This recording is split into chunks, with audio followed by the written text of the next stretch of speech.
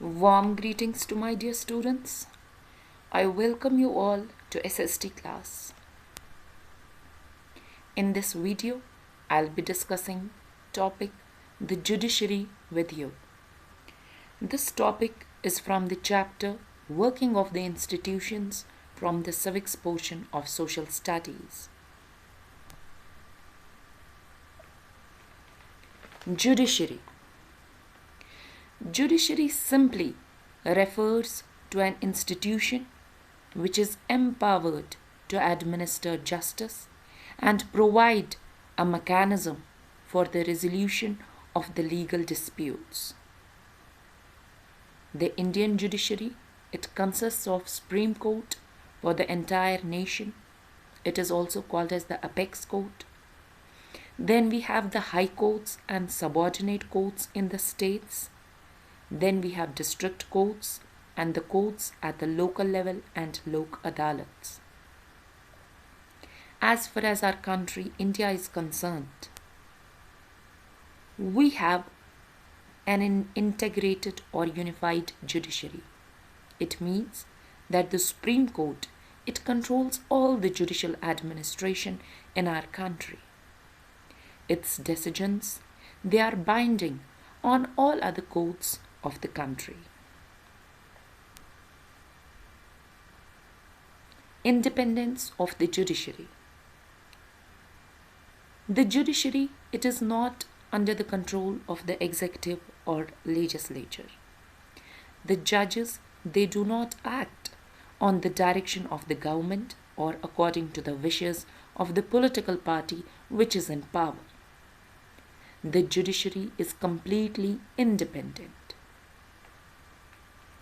As far as the appointment of the judges of the Supreme Courts and High Courts are concerned, the appointments, they are being made by the President on the advice of the Prime Minister and in consultation with the Chief Justice of Supreme Court. The senior judges of Supreme Court, they select the new judges of the Supreme Court and High Courts. The senior-most judge of the Supreme Court is usually appointed as the Chief Justice. Once a person is appointed as the judge of the Supreme Court or High Court, it is nearly impossible to remove him or her from that position. A judge can be removed only by an impeachment motion, and this motion should be passed separately by 2/3 members of the two houses of the parliament. It has never happened in the history of the Indian democracy that any judge has been impeached. As far as the powers of the Supreme Court are concerned, the powers of Supreme Court are vast. The Supreme Court can take up any dispute between the citizens of the country.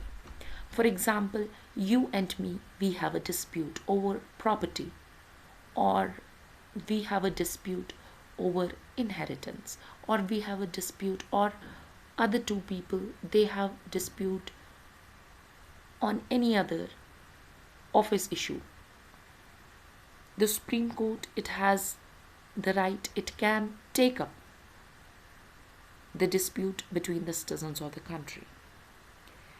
Number 2, the Supreme Court, it can take up the dispute between the citizens and the government. Say, for example, I am a government employee and I have a problem with the government, or I have a dispute over some issue with the government. So Supreme Court can take up the case between the citizens and the government. It's not only that the government employees, but all the citizens. Then third, the Supreme Court can take up any dispute between two or more state governments. At times, there is the dispute between two or more than two states over water sharing or over tax or something else, or tariff. The Supreme Court, it can take up the dispute between two or more than two governments. Now we are having single tax all over the country.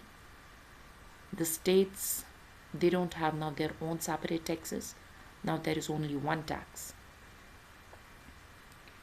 This is just an example which I gave you to make you understand. Then last but not the least, the Supreme Court can take up any dispute between the governments at the union and the state level. In case there is a dispute or there is difference of opinion between the state government and the union government, the Supreme Court can take up the dispute.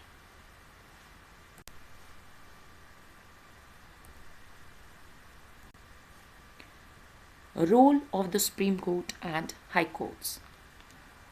The Supreme Courts and High Courts, they have very important role. They have the power to interpret the constitution of our country or of any country. I mean, the other countries like Pakistan, Bangladesh, US, they have their own courts. And the courts, they have the power to interpret the constitution of their respective countries. Similarly, the Supreme Court and High Court, they have the power to interpret the constitution of our country. They can declare invalid any law of the legislature or the actions of the executive, whether at the union level or at the state level, if they find such a law or action is against the constitution. They can determine the constitutional validity of any legislation or action of the executive in the country when it is challenged before them. And this power is known as judicial review. The Supreme Court of India has also ruled that the core or the basic principles of the Constitution cannot be changed by the Parliament. Judiciary as a highest authority. The powers and the independence of the Indian judiciary allows it to act as the guardian of the fundamental rights. Anyone can approach the courts if public interest is hurt by the actions of government. This is called as the public interest litigation, that is PIL. The courts, they can intervene to prevent the misuse of the government's power to make the decisions. They check the malpractices on part of the public officials. That is why the judiciary enjoys a high level of confidence among the people. I hope this lecture will be useful to you.